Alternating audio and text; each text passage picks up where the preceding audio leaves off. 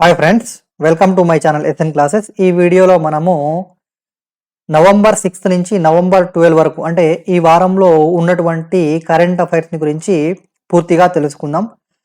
ముందుగా మనకు వ్యక్తులు నియామకాలు. ఇటీవల భారత సర్వేయర్ జనరల్గా ఎవరు నియమితులయ్యారు? ఆన్సర్ వచ్చేసి Hitesh Kumar S Makwana. Central bureau of investigation అంటే సిబిఐ జాయింట్ డైరెక్టర్గా ఇటీవల ఎవరు నియమితులయ్యారు? వి చంద్రశేఖర్. భారతదేశం యొక్క చీఫ్ ఇన్ఫర్మేషనర్ కమిషనర్గా ఎవరు నియమితులయ్యారు? హీరాలాల్ సమారియా. హీరాలాల్ సమారియా గారు తెలంగాణ కేడర్కు చెందినటువంటి రిటైర్డ్ ఐఏఎస్ ఆఫీసర్. అదేవిధంగా కేంద్ర సమాచార హక్కు కమిషనర్లుగా హీరాలాల్ సమారియా గారు చీఫ్ ఇన్ఫర్మేషన్ కమిషనర్ అయితే ఇతర కమిషనర్లుగా ఆనంది రామలింగం, వినోద్ కుమార్ తివారీ నియమితులవడం జరిగింది.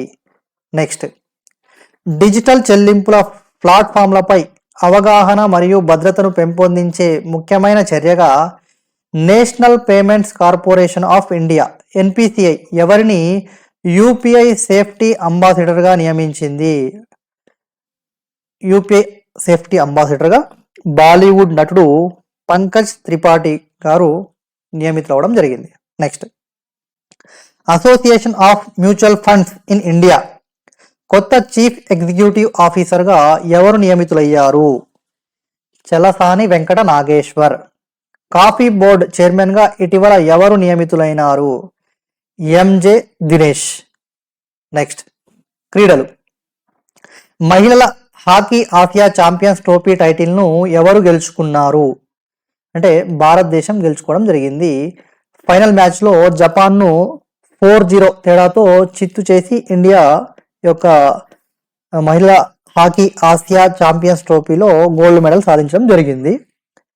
ఫీడే మహిళల గ్రాండ్ స్విస్ 2023 టైటిల్ను గెలుచుకున్న భారతీయ చెస్ క్రీడాకారిణి ఎవరు అంటే ఆర్ వైశాలి. వన్డే క్రికెట్లో సచిన్ సెంచరీలను సమం చేసిన batsmen Virat Kohli.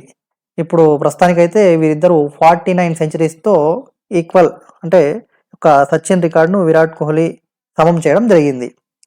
2025లో 24వ Asia archery ఛాంపియన్షిప్ను ఏ దేశం నిర్వహిస్తుంది? దీని యొక్క ఆన్సర్ బంగ్లాదేశ్. నెక్స్ట్, ప్రపంచ క్రికెట్ చరిత్రలో టైమ్డ్ అవుట్ అయిన మొదటి క్రికెటర్ ఎవరు? Angelo Mathews. ఇతను శ్రీలంక దేశానికి చెందినటువంటి క్రికెట్ క్రీడాకారుడు. రీసెంట్గా వరల్డ్ కప్ మ్యాచ్లో టైమ్డ్ అవుట్ అవడం జరిగింది. సయ్యద్ ముస్తక్ అలీ ట్రోఫీని ఏ జట్టు గెలుచుకున్నది? ఈ సంవత్సరానికి సంబంధించి యొక్క సయ్యద్ ముస్తక్ అలీ ట్రోఫీని పంజాబ్ జట్టు బరోడాపై గెలిచి ఫస్ట్ టైం పంజాబ్కు ఈ యొక్క సయ్యద్ ముస్తాక్ అలీ ట్రోఫీ అనేది ఫస్ట్ టైం. ఇది బరోడాపై గెలిచి పంజాబ్ ఫస్ట్ టైం ఈ యొక్క ట్రోఫీని గెలుచుకోవడం జరిగింది. ఇటీవల అంతర్జాతీయ క్రికెట్కు రిటైర్మెంట్ ప్రకటించిన వెస్టిండీస్ ఆటగాడు ఎవరు అంటే సునీల్ నరైన్.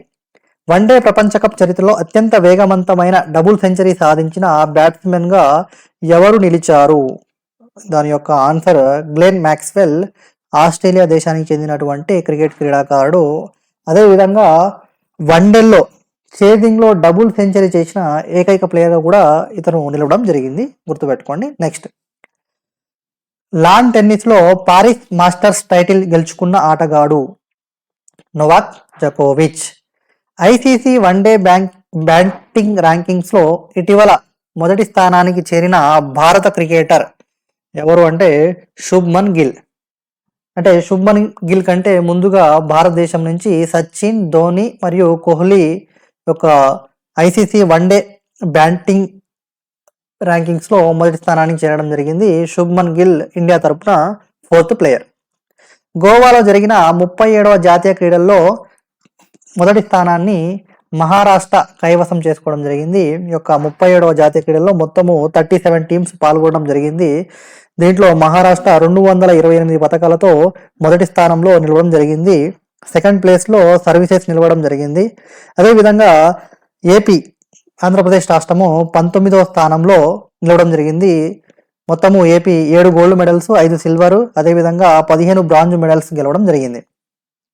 తెలంగాణ రాష్ట్రము 25 పథకాలతో 22వ స్థానంలో నిలవడం జరిగింది. దాంట్లో 4 గోల్డ్, 10 సిల్వర్, 11 బ్రాంజ్ మెడల్స్ ఉన్నాయి. అంతర్జాతీయ క్రికెట్ కౌన్సిల్ ఐసీసీ ఏ దేశ క్రికెట్ యొక్క స్వయం ప్రతిపత్తి మరియు ప్రభుత్వ జోక్యాన్ని తీవ్రంగా ఉల్లంఘించినట్లు పేర్కొంటూ దాని సభ్యత్వాన్ని తాత్కాలికంగా నిలిపివేసింది. అంటే దాని యొక్క ఆన్సర్ శ్రీలంక. నెక్స్ట్ అవార్డులు. గ్రామీ అవార్డ్స్ 2024. పాల్గునీషా గౌరవ్ షా యొక్క అబాండెన్స్ ఇన్ మిల్లెట్స్ అనే యొక్క సాంగ్, అబాండెన్స్ ఇన్ మిల్లెట్స్ అనే సాంగ్ ఉత్తమ గ్లోబల్ సంగీత ప్రదర్శనకు నామినేట్ చేయడం జరిగింది. గుర్తుపెట్టుకోండి, పాల్గునీషా మరియు గౌరవ్ షా యొక్క వైఫ్ అండ్ హస్బెండ్ యొక్క పాటకు వీళ్ళు పాడడం జరిగింది. దీంట్లో అబాండెన్స్ ఇన్ మిల్లెట్స్ అనే యొక్క పాటకి గ్రామీ అవార్డుకు నామినేట్ అవ్వడం జరిగింది. ఇందులో ప్రధానమంత్రి నరేంద్ర మోడీ రాసిన మరియు అందించిన ప్రసంగం ఉన్నది. ప్రపంచ ఆకలిని తగ్గించడంలో సహాయపడే ఒక సూపర్ గ్రెయిన్ మిల్లెట్ల గురించి అవగాహన పెంచడానికి ఈ పాట రూపొందించబడింది. ICC player of the month అవార్డులను న్యూజిలాండ్కు చెందిన రచిన్ రవీంద్ర, అదేవిధంగా వెస్టిండీస్కు చెందిన మహిళా క్రికెట్ క్రీడాకారిణి హేలీ మాథ్యూస్ గెలుచుకోవడం జరిగింది. నెక్స్ట్ ప్రతిష్టాత్మకమైన కళాకార్ పురస్కార్ 19వ ఎడిషన్ ను ప్రముఖ కొంకణి గాయకుడు, గీత రచయిత మరియు స్వరకర్త అయిన ఆపోలినారిస్ డిసోజాకు లభించింది. గుర్తుపెట్టుకోండి, కళాకార్ పురస్కార్ అనేది ఆపోలినారిస్ డిసోజాకు ఇవ్వడం జరిగింది. ఇతను ప్రముఖ కొంకణి గాయకుడు. చిరుధాన్యాలపై ఉండే 7 పొరలను తొలగించే పరికరాన్ని కనుగొని ఫుడ్ వరల్డ్ ఇండియా సదస్సులో స్టార్టప్ విన్నర్గా ఎవరు నిలిచారు అంటే జాన్ విలియం కేరీ. ఇతను ఏపీలోని పశ్చిమ గోదావరి జిల్లా నర్సాపురానికి చెందిన వ్యక్తి. 2023 సంవత్సరానికి గాను కేంద్ర సాహిత్య అకాడమీ పురస్కారము ఎవరు అందుకున్నారు? ఆంధ్రప్రదేశ్కు చెందిన టీచరు, రచయిత అయినటువంటి కె చదువుల బాబు ఒక కేంద్ర సాహిత్య అకాడమీ పురస్కారము అందుకున్నారు. ఆయన రచించినటువంటి వజ్రాల వాన అనే బాలల కథా సంపుటికి ఈ అవార్డు లభించింది. కేంద్ర సాహిత్య అకాడమీ యువ సాహిత్య అవార్డును ఇటీవల ఎవరు గెలుచుకున్నారు అంటే జాని తక్కెడ శిల. ఇతను రాసినటువంటి వివేకిని అనేటువంటి సాహిత్య విమర్శన గ్రంథానికి ఈ యొక్క యువ సాహిత్య అవార్డు రావడం జరిగింది. నెక్స్ట్ వరల్డ్ ఫుడ్ ఇండియా 2023 కార్యక్రమంలో భారత రాష్ట్రపతి శ్రీమతి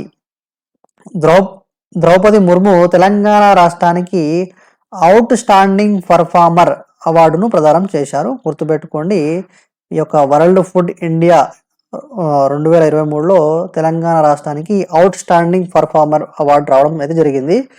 ప్రధానమంత్రి formalisation of micro food processing enterprises scheme పథకాన్ని విజయవంతంగా అమలు చేసినందుకు ఈ అవార్డు లభించింది.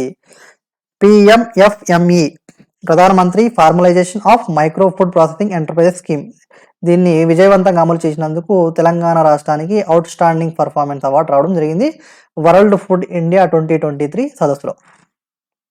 పర్యావరణ ఆస్కర్గా వ్యవహరించే ఎర్త్ షాట్ బహుమతిని ఈ ఏడాది భారతదేశం నుంచి అందుకున్న 2 సంస్థలు ఏవి అంటే ఆహార వృధాని అరికట్టడానికి కృషి చేస్తున్నటువంటి సైన్స్ ఫర్ సొసైటీ టెక్నాలజీస్, అదేవిధంగా సుస్థిర వ్యవసాయ అభివృద్ధికి పాటుపడుతున్న భూపుత్ర సంస్థకు లభించడం జరిగింది.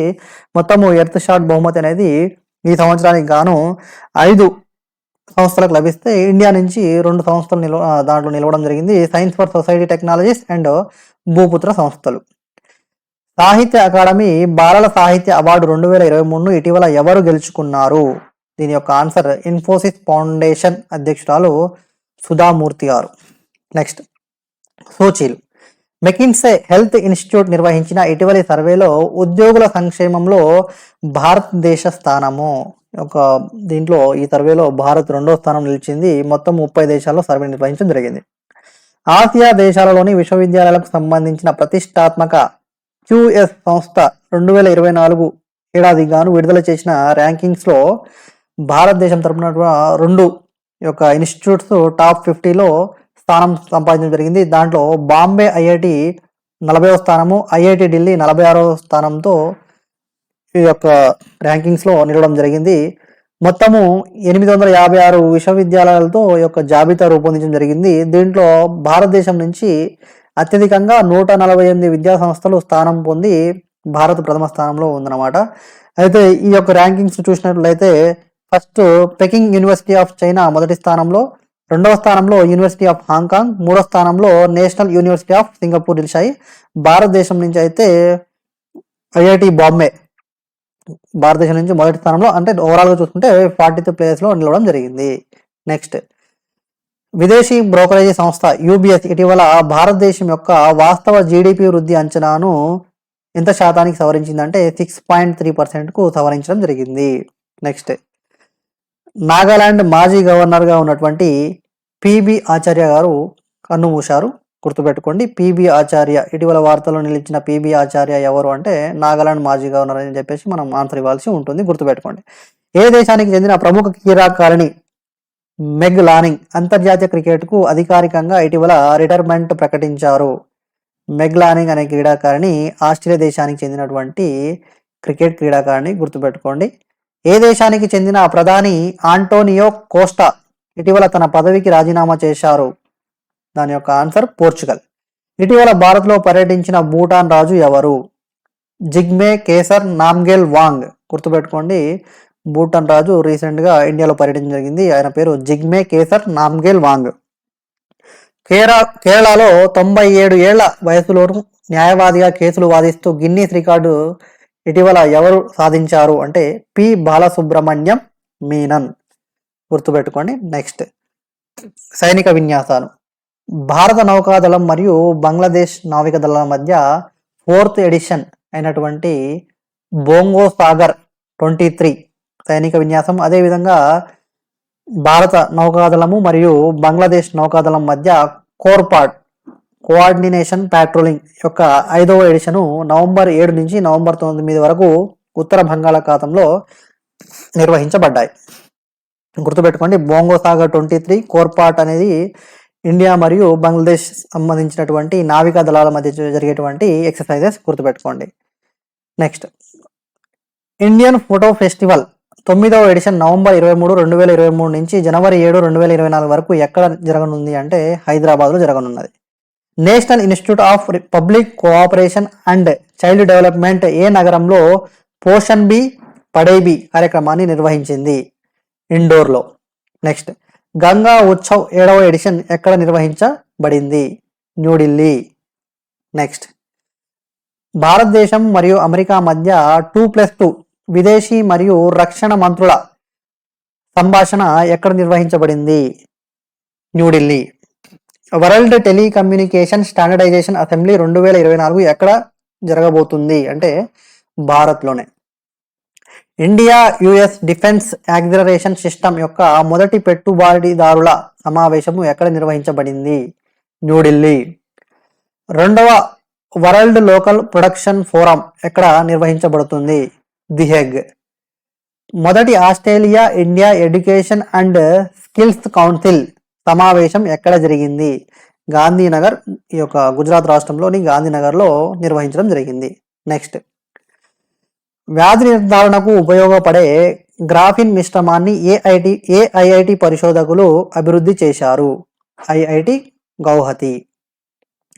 కృత్రిమ వర్షాలతో ఢిల్లీలో వాయు కాలుష్యానికి చెక్ పెట్టేందుకు సాంకేతిక పరిజ్ఞానాన్ని అభివృద్ధి చేసిన ఐఐటి ఏది అంటే ఐఐటి కాన్పూర్. నెక్స్ట్, కేంద్ర ఆర్థిక మంత్రి నిర్మలా సీతారామన్ ఏ రాష్ట్రంలో ఇటీవల 12 జిఎస్టి సేవా కేంద్రాలను ప్రారంభించారు అంటే గుజరాత్ రాష్ట్రంలో. ఎగుమతులను పెంచడానికి రాష్ట్ర మొదటి ఎగుమతి ప్రోత్సాహక విధానాన్ని ఇటీవల ఏ రాష్ట్ర ప్రభుత్వము ఆమోదించింది? మహారాష్ట్ర. ప్రాజెక్ట్ డాల్ఫిన్ అమలు చేయడానికి ఇటీవల ఏ రాష్ట్ర ప్రభుత్వము ఉత్తర్వులు జారీ చేసింది? దాని యొక్క ఆన్సర్ తమిళనాడు. నెక్స్ట్, గోవాలో జరిగిన జాతీయ క్రీడల్లో 200 పథకాల మార్కును దాటిన మొదటి జట్టు ఏది అంటే మహారాష్ట్ర. బీహార్ రాష్ట్రంలో రిజర్వేషన్లు ఎంత శాతానికి పెంచుతూ అక్కడి ప్రభుత్వం నిర్ణయం తీసుకుంది అంటే 65% పెంచింది. యొక్క ఈడబ్ల్యూఎస్ రిజర్వేషన్లు కలుపుకుంటే మొత్తము 75% యొక్క బీహార్ రాష్ట్రంలో రిజర్వేషన్లు అవుతున్నాయి. యూపీలోని అలీగఢ్ పేరును ఏ పేరుతో మార్చనున్నారు? హరిగఢ్. రాయలసీమలో ఉన్న Rayalaseema thermal power plant RTPP పేరును దివంగత నేత రాయలసీమ ప్రాంతాన్ని అభివృద్ధి చేసిన ఎవరి పేరు పెట్టనున్నారు అంటే డాక్టర్ ఎంవి రమణారెడ్డి గారి పేరు పెట్టడం జరుగుతుంది. ఈ యొక్క రాయలసీమ థర్మల్ పవర్ ప్లాంట్కు డాక్టర్ ఎంవి రమణారెడ్డి పేరును పెట్టబోతున్నారు. అదేవిధంగా పొట్టి శ్రీరాములు నెల్లూరు జిల్లాలో ఉన్న థర్మల్ పవర్ ప్లాంట్కు దామోదరం సంజీవయ్య థర్మల్ విద్యుత్ కేంద్రంగా, అదేవిధంగా ఇబ్రహీంపట్నంలో ఉన్న పవర్ ప్లాంట్కు doctor Narla Tatarao power plant అని పేరు మార్చనున్నారు, గుర్తుపెట్టుకోండి. నెక్స్ట్, జమ్మూ కాశ్మీర్లోని కువ్వాలలో శివాజీ మహారాజ్ విగ్రహాన్ని ఇటీవల ఎవరు ఆవిష్కరించారు అంటే మహారాష్ట్ర సీఎం ఏక్నాథ్ షిండే గారు. హైదరాబాద్ మరియు బీజాపూర్లను కలిపే జాతీయ రహదారి 163 నేషనల్ హైవే 163 విస్తరణ సమయంలో చెట్ల నష్టాన్ని తగ్గించేందుకు పర్యావరణ ప్రభావ అంచనా అధ్యయనాన్ని నిర్వహించాలని ఎన్జిటి ఎవరిని ఆదేశించింది అంటే national highways authority of India వారిని ఆదేశించడం జరిగింది. యాక్చువల్గా రోడ్ల విస్తరణ కోసము పురాతన మర్రి చెట్ల తొలగింపును వ్యతిరేకిస్తూ సేవ్ బనియన్స్ ఆఫ్ చేవెళ్ళ అనే పర్యావరణ సంఘం సభ్యులు దాఖలు చేసిన పిటిషన్పై స్పందిస్తూ ఈ యొక్క నిర్ణయం తీసుకోవడం జరిగింది, గుర్తుపెట్టుకోండి. సేవ్ బనియన్స్ ఆఫ్ చేవెళ్ళ యొక్క పర్యావరణ సంఘం సభ్యులు చేసిన పిటిషన్పై స్పందిస్తూ ఈ యొక్క ఎన్జిటి హైదరాబాద్ మరియు బీజాపూర్లను కలిపే జాతీయ రహదారి 163 విస్తరణ సమయంలో చెట్ల నష్టాన్ని తగ్గించేందుకు పర్యావరణ ప్రభావ అంచనా అధ్యయనం చేయాల్సిందిగా కోరడం జరిగింది. నెక్స్ట్, ఇతర ముఖ్యాంశాలు చూసినట్లయితే ఇటీవల ఏ దేశం అధికారికంగా యూరోప్లోని సాంప్రదాయ సాయుధ దళాల ఒప్పందం CFE conventional armed forces in Europe నుంచి వైదొలిగింది? దాని యొక్క ఆన్సర్ రష్యా. యునెస్కో చేత సిటీ ఆఫ్ లిటరేచర్గా గుర్తించబడిన మొదటి భారతీయ నగరము కేరళలో ఉన్న కోజికోడ్. సమగ్ర డిజిటల్ అడ్వర్టైజింగ్ పాలసీ 2023ని ఏ మంత్రిత్వ శాఖ ఆమోదించింది? సమాచార మరియు ప్రసార మంత్రిత్వ శాఖ. ప్రపంచంలోని మొట్టమొదటి ఏఐ హ్యూమన్ లాంటి రోబోట్ సిఇఓ ఎవరు? మీకా, గుర్తుపెట్టుకోండి, ఇది చాలా చాలా ఇంపార్టెంట్ అవుతుంది ఎగ్జామ్స్లో. ప్రపంచంలోని మొట్టమొదటి ఏఐ హ్యూమన్ లాంటి robot CEO Mika. Telecommunication, IT మరియు రైల్వే సిగ్నలింగ్ ప్రాజెక్ట్ కోసము రైల్టెల్ ఎవరితో ఒప్పందం కుదుర్చుకున్నది? REC limited. నెక్స్ట్, యునెస్కో ఇటీవల భారతదేశంలోని ఏ నగరాన్ని సంగీత నగరంగా ప్రకటించింది? గ్వాలియర్. ఇండియన్ కోస్ట్ గార్డ్ యొక్క ఏ నౌక ఇటీవల ఉపసంహరించబడింది, డీకమిషన్ చేసిందంటే సంగ్రామ్. ఇటీవల భారత్ ఇటీవల ఏ స్వల్ప శ్రేణి బాలిస్టిక్ క్షిపణిని విజయవంతంగా పరీక్షించింది? ప్రళయ్. ఇది ఉపరితలం నుంచి ఉపరితలంపై ఉన్నటువంటి లక్ష్యాలు ఛేదించే స్వల్ప శ్రేణి బాలిస్టిక్ క్షిపణిది ప్రళయ్, గుర్తుపెట్టుకోండి.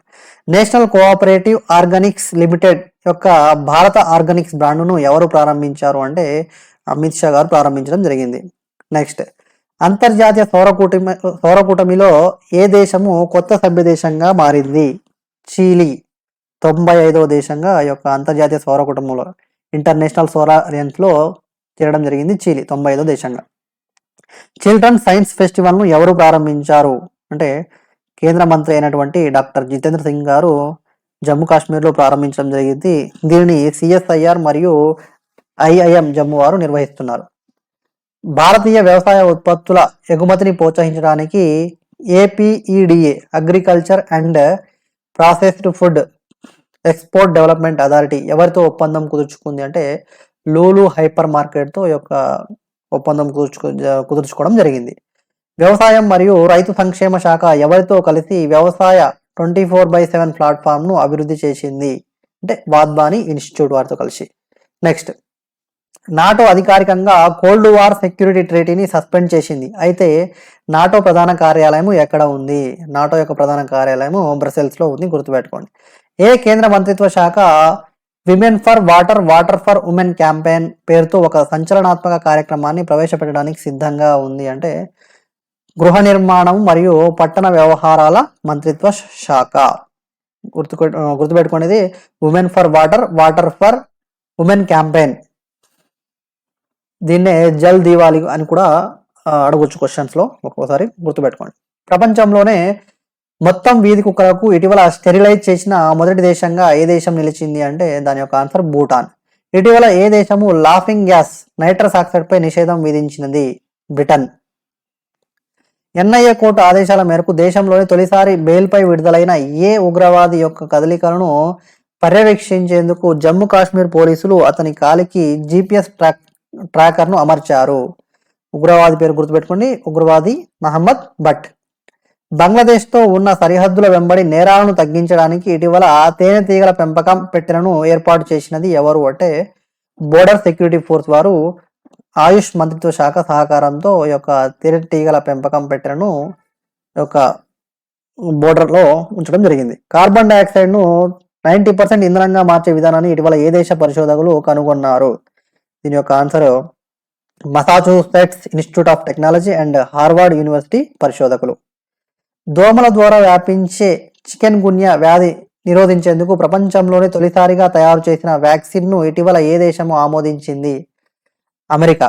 దీనిని వాల్నెవా కంపెనీ అభివృద్ధి చేయడం జరిగింది. ఈ యొక్క టీకాను ఒక వ్యాక్సిన్ను వాల్నెవా అనే కంపెనీ అభివృద్ధి చేయడం జరిగింది, గుర్తుపెట్టుకోండి. ప్రపంచంలోని తొలిసారిగా పూర్తి స్థాయి కంటి మార్పిడి చికిత్సను ఇటీవల ఏ దేశ వైద్యులు నిర్వహించారు అంటే న్యూయార్క్ వైద్యులు, గుర్తుపెట్టుకోండి. బేటీ బచావో బేటీ పడావో ప్రచారం కోసం కేంద్రము ఏ టెలివిజన్ సంస్థతో ఒప్పందం చేసుకున్నది? కలర్స్ టీవీతో. ఇటీవల భారత్ పరీక్షించిన షార్ట్ రేంజ్ బాలిస్టిక్ మిసైల్ అయిన ప్రళయను ఎవరు అభివృద్ధి చేశారు? డిఆర్డిఓ అభివృద్ధి చేయడం జరిగింది. బాణసంచాలో బేరియం మరియు ఇతర నిషేధిత రసాయనాల వాడకాన్ని నిషేధిస్తూ 2021లో ఆర్డర్లో జారీ చేసిన ఆదేశము జాతీయ రాజధాని ప్రాంతానికే కాకుండా దేశం మొత్తానికి వర్తిస్తుందని ఇటీవల భారత సుప్రీంకోర్టు నొక్కి చెప్పింది, గుర్తుపెట్టుకోండి. బాణసంచాలో బేరియం మరియు ఇతర నిషేధిత రసాయనాల వాడకాన్ని నిషేధిస్తూ 2021లో ఇచ్చిన ఆర్డర్ ఓన్లీ ఢిల్లీకే కాకుండా భారతదేశం మొత్తం వర్తిస్తుందని చెప్పేసి భారత సుప్రీంకోర్టు చెప్పడం జరిగింది. Next, millet man of Telangana ఎవరు అంటే బీర్ శెట్టి పటేల్, గుర్తుపెట్టుకోండి. యుఎన్డిపి ఇటీవల వెల్లడించిన నివేదిక ప్రకారంగా 2015-16 నుంచి 2019-21 మధ్య దేశంలో పేదరికము 25% నుంచి ఎంత శాతానికి తగ్గింది అంటే 15%. ఇటీవల ప్రధానమంత్రి గరీబ్ కళ్యాణ్ యోజన పథకాన్ని ఎన్ని సంవత్సరాలు పొడిగిస్తున్నట్లు ప్రధానమంత్రి ప్రకటించారు? 5 సంవత్సరాలు. సివి రామన్ గారి జయంతి, సర్ చంద్రశేఖర్ వెంకటరమణ ఈ యొక్క సివి రామన్ గారి జయంతి నవంబర్ 7న నిర్వహిస్తారు. ఇతనికి 1930లో నోబెల్ బహుమతి రావడం జరిగింది, రామన్ ఎఫెక్ట్గా బాగాను. అదేవిధంగా 1954లో భారతరత్న పురస్కారం రావడం జరిగింది. ఈయన గుర్తుగా ఫిబ్రవరి 28న జాతీయ సైన్స్ దినోత్సవం జరుపుకుంటాం మనం. నెక్స్ట్, భారతీయ రైల్వేస్ నూతనంగా ప్రవేశపెట్టబోతున్న వందే సాధారణ ఎక్స్ప్రెస్ ట్రయల్ ట్రైన్ ఇటీవల ఎక్కడ నిర్వహించారు అంటే ముంబై నుంచి అహ్మదాబాద్ మధ్య ఈ యొక్క ట్రయల్ రన్ నిర్వహించడం జరిగింది. అంకుర సంస్థల కోసము కోహార్ట్ 12 ఆఫ్ ల్యాబ్ 32 అనే కార్యక్రమాన్ని ఎవరు చేపట్టనున్నారు? టీ హబ్, గుర్తుపెట్టుకోండి. 14 గంటల్లో 800 భూ ప్రకంపనలు ఏర్పడంతో అత్యవసర పరిస్థితిని ప్రకటించిన దేశము ఐస్లాండ్. WHO 2023 గ్లోబల్ టీబీ నివేదిక ప్రకారం 2022లో ప్రపంచంలో అత్యధికంగా టీబీ కేసులు ఏ దేశంలో ఉన్నాయి అంటే India. National cooperative organics limited ఇటీవల ప్రారంభించిన బ్రాండ్ పేరు ఏమిటి? Bharat organics. Next, important days చూసినట్లయితే మనకు నవంబర్ 6న every year international day for preventing the exploitation of the environment in war and armed conflict నిర్వహించడం జరుగుతుంది. 2023 సంవత్సరానికి సంబంధించి ఈ యొక్క డే థీమ్ చూసినట్లయితే together for a more sustainable and peaceful future అని చెప్పేసి ఈ యొక్క డేని నిర్వహించడం జరిగింది. నెక్స్ట్, ఎవ్రీ ఇయర్ నవంబర్ 7న మనము నేషనల్ క్యాన్సర్ అవేర్నెస్ డే నిర్వహించడం జరుగుతుంది. దీని యొక్క థీమ్ 2023 సంవత్సరానికి సంబంధించి close the care gap. Next, world radiography డేని ఎవ్రీ ఇయర్ మనము నవంబర్ 8న నిర్వహించడం జరుగుతుంది. ఈ సంవత్సరానికి వచ్చేసి యొక్క వరల్డ్ రేడియోగ్రఫీ డే యొక్క థీమ్ చూసినట్లయితే సెలబ్రేటింగ్ పేషెంట్ సేఫ్టీ అనే యొక్క థీమ్తో యొక్క డే నిర్వహించడం జరిగింది.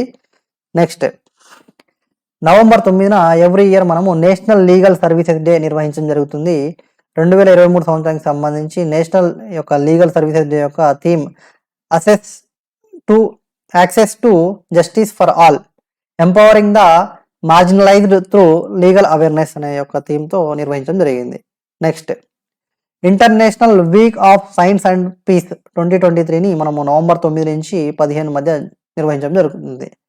అదేవిధంగా నవంబర్ 9న మనకు ఉత్తరాఖండ్ 23వ వ్యవస్థాపక దినోత్సవాన్ని కూడా చేసుకోవడం జరిగింది. నెక్స్ట్, నవంబర్ 10న వరల్డ్ ఇమ్యునైజేషన్ డే నిర్వహించడం జరుగుతుంది ప్రతి ఏటా. అదేవిధంగా నవంబర్ 10న world science day for peace and development డేను నిర్వహించడం జరుగుతుంది. ఈ సంవత్సరం వచ్చేసి theme science for and with society. Next, November 11న ఎవ్రీ ఇయర్ మనము యొక్క జాతీయ విద్యా దినోత్సవాన్ని జరుపుకోవడం జరుగుతుంది. 2023 యొక్క సంవత్సరం యొక్క జాతీయ విద్యా దినోత్సవం యొక్క థీమ్ ఎంబ్రాసింగ్ ఇన్నోవేషన్. అయితే ఈ యొక్క జాతీయ విద్యా దినోత్సవం అనేది మనము మన భారతదేశ మొట్టమొదటి విద్యాశాఖ మంత్రి అయినటువంటి మౌలానా అబుల్ కలాం ఆజాద్ గారి యొక్క జయంతిని పురస్కరించుకొని నిర్వహించడం జరుగుతుంది.